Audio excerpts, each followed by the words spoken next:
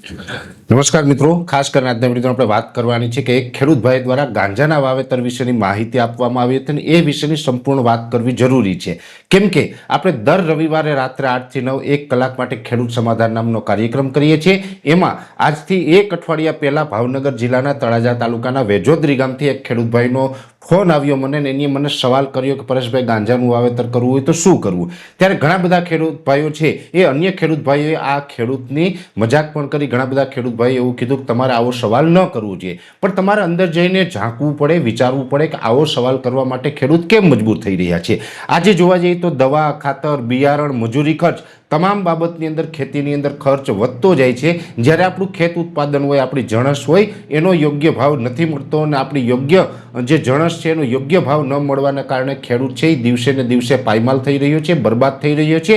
ત્યારે આવા જાગૃત ખેડૂત હોય છે કે પોતાની જ નહીં પણ સમગ્ર ગુજરાતના જે ખેડૂતોની ચિંતા કરતા હોય અને એને સ્વાભાવિક રીતે વિચાર આવે કે આજે તમે અનાજ, કઠોળ, શાકભાજી કે અન્ય કોઈ પણ વાવેતર કરીએ છીએ તો એની અંદર તો આપણે જે યોગ્ય ભાવ નથી મળતા, આપણે ખેડૂત છે એ આર્થિક રીતે એમાં આગળ નથી આવતા, તો અત્યારે ગાંજાનો ભાવ વધારે છે. તો જો સરકાર ગાંજાની મંજૂરી આપે તો આપણે વાવી શકીએ. એટલે એમને સ્વાભાવિક રીતે સહજ ભાવે પોતા માટે નહીં પણ ગુજરાતના તમામ ખેડૂતોનું હિત થાય, ભલું થાય એ માટે થઈને મને આ સવાલ પણ કર્યો હતો. ત્યારે હું પણ થોડીક વાર માટે ચોંકી ગયો કે ખેડૂતને આવો સવાલ કેમ કરવો પડે છે. ત્યારે મેં અલગ અલગ છેલ્લા એક અઠવાડિયા સુધી રિસર્ચ કર્યા, ઘણું બધું જોયું, જાણ્યું. ત્યારે મને અંદાજ આવ્યો કે જે ખેડૂતે આ સવાલ કર્યો હતો એ સવાલ એનો વ્યાજબી હતો. વ્યાજબી એટલા માટે હતો કે આ મોંઘવારીના જમાનાની અંદર જે આપણે આ મુખ્ય ધારા કહીએ છીએ 21મી સદીની અંદર ચકાચોંધની જે જિંદગી છે એની એ જિંદગીની અંદર ઉદ્યોગપતિ હોય, વેપારી હોય, ખેલાડીઓ હોય, નેતાઓ હોય, બધા જે લાઈફસ્ટાઈલ જીવી રહ્યા છે એ આજે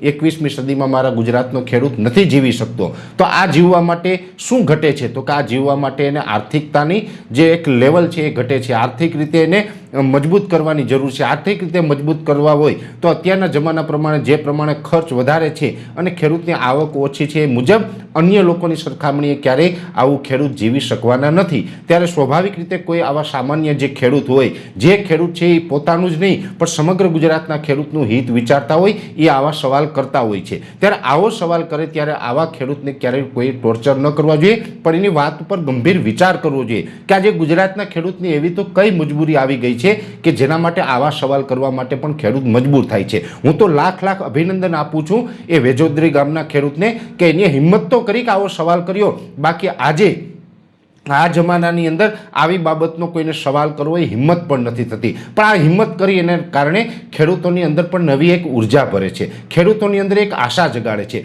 ચોક્કસથી વાત એ છે કે ગુજરાતની અંદર નશાબંધી છે, એટલે નશાબંધી છે પણ છતાં પણ નશીલા પદાર્થ છે એ ચોક્કસથી મળે છે. અનેક વખત પોલીસ પકડે છે અને એના દ્રશ્યો પણ આપણે મીડિયાના મારફતે જોતા હોય છે. એવી રીતે ગાંજા ઉપર પણ પ્રતિબંધ છે, છતાં પણ ગુજરાતની અંદર ઘણી વખત ગાંજો પકડાય આવા કેસ પણ બને છે. ગાંજો છે એ સ્વાભાવિક રીતે જમીનમાં જ વાવવામાં આવતો હોય છે, કોઈ કારખાનામાં બનતો નથી. ત્યારે ગાંજો છે એ જો કે એના પર પ્રતિબંધ છે, આપણે વાવી નથી શકતા. પણ ચોક્કસથી ખેડૂતે જે સવાલ પૂછ્યો તો એની કંઈ કાયદાનો ભંગ નથી કર્યો. એને ચોખ્ખું એ પૂછ્યું કે એ કરવા માટે આપણે શું કરવું પડે. જો એ કાયદાનો ભંગ કરવા માગતા હોય તો એ જાહેરમાં સવાલ જ ન કરે, એ પોતાના ખેતરમાં વાવી દે. પણ એ વ્યક્તિ છે ઈમાનદાર છે, એ વ્યક્તિ છે દેશપ્રેમી છે, એ વ્યક્તિ છે ખેડૂત પ્રેમી છે, જેથી કરીને એની આવી ભૂલ ન કરી, કાયદાનો ભંગ ન કર્યો પણ મને સવાલ કર્યો, જેથી કરીને જો આનો કોઈ રસ્તો નીકળતો હોય તો એ રસ્તો કાઢીને પણ આપણા ખેડૂતને આપણે આગળ લઈ આવી શકાય. ત્યારે ઘણી વખત એવું બનતું હોય કે આવા સવાલો કરે છે ત્યારે સ્વાભાવિક રીતે અન્ય લોકો છે એને ટોર્ચર કરતા હોય. ટોર્ચર કરવાની જરૂર નથી. આવા વ્યક્તિઓને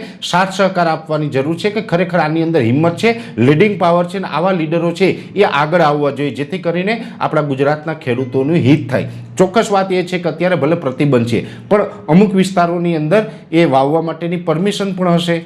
જેવી રીતે આપણે અફીણ ને વગેરે વસ્તુ છે એ રાજસ્થાનમાં પરમિશન લઈને વાવવામાં પણ આવે છે. અન્ય રાજ્યોની અંદર જો આવા નશીલા પદાર્થો વાવવાની મંજૂરી મળતી હોય તો ગુજરાતમાં કદાચ મળે તો પણ વાંધો નથી, પણ એની અંદર કાયદા કાનૂન બનવા જોઈએ. કાયદા કાનૂન બનાવીને પણ જો મંજૂરી આપવામાં આવે ને ખેડૂતો એનું ઉત્પાદન લઈ આવે ને જો ખેડૂત આગળ આવતા હોય તો વાંધો શું છે. પણ તકલીફ અહીંયા એ છે કે મોટા માણસ કાંઈ પણ કરે તો એને કોઈ ટોર્ચર કરવા જશે નહીં, પણ કોઈ નાનો ખેડૂત હોય, જે ગામડાનો માણસ છે, ખેડૂત છે, સાધારણ માણસ છે, ઈમાનદાર છે, અને કોઈ ઈમાનદાર ખેડૂત આવો સવાલ કરે ત્યારે એને ટોર્ચર કરવામાં આવતા હોય છે. ત્યારે મને પણ ખૂબ દુઃખ થયું કે જે રીતે એ વ્યક્તિને, એ ખેડૂતને અન્ય લોકો દ્વારા દ્વારા જે ટોર્ચર કરવામાં આવ્યું છે એ ખોટું છે.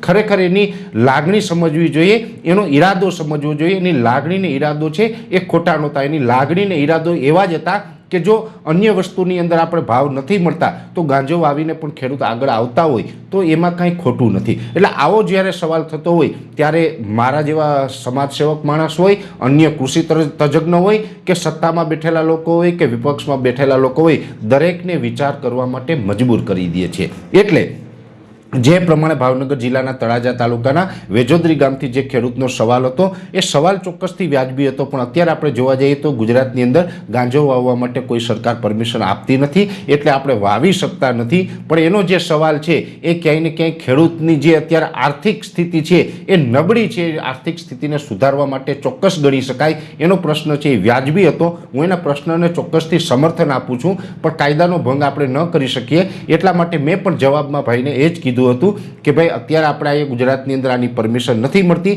એટલે આપણે વાવી શકીએ નહીં. અને મારા આ યુટ્યુબના માધ્યમથી હું બધાને એ પણ અપીલ કરી રહ્યો છું કે જ્યારે કોઈ પણ આપણે વાવેતર કરવાનું હોય, જે વાવેતર છે એ જો ગુજરાતની અંદર એની પરમિશન ન હોય અથવા તો આપણા ભારત દેશની અંદર જેની પરમિશન ન હોય એવા વાવેતર ક્યારેય પણ ન કરવા. સરકારી જે પરમિશન હોય એ મુજબના જ કરવાનું. જો સરકારી પરમિશન ન હોય તો સરકારને આપણે અપીલ ચોક્કસથી કરવી જોઈએ કે અમારી આર્થિક સ્થિતિ બગડી રહી છે તો તમે આવી વસ્તુની પરમિશન આપો જેથી કરીને અમે ખેડૂત છે એ ક્યાંય ને ક્યાંય મુખ્ય ધારામાં આવી શકીએ. 21મી સદીમાં નેતાઓ, ફિલ્મ સ્ટારો હોય, ક્રિકેટરો હોય, ઉદ્યોગપતિ હોય અને અન્ય જે મોટા નોકરિયાતો છે એ જે રીતે 21મી સદીમાં આધુનિક જીવન જીવી રહ્યા છે એવું જીવન મારા ખેડૂત પણ જીવી શકે. એટલે ખાસ કરીને આ એક સવાલ હતો, એના ઉપર મને એવું લાગ્યું કે મારે મારી પ્રતિક્રિયા આપવી જોઈએ, જેથી કરીને મેં આ વિડીયોના મારફતે મારી પ્રતિક્રિયા આપવાનો પ્રયાસ કર્યો છે. વિશેષ માહિતી છે એ નેક્સ્ટ વિડીયોમાં આપવામાં આવશે. અત્યારે આ વિડીયોની અંદર એટલું જ. અંતમાં દરેક મિત્રોએ વિડીયોને લાઈક આપીને દરેક ગ્રુપમાં શેર કરી દેવો. યુટ્યુબ ઉપર જોઈ રહ્યા હોય તો ચેનલને સબસ્ક્રાઈબ કરજો અને ફેસબુક ઉપર જોઈ રહ્યા હોય તો પેજને ફોલો કરજો. નમસ્કાર.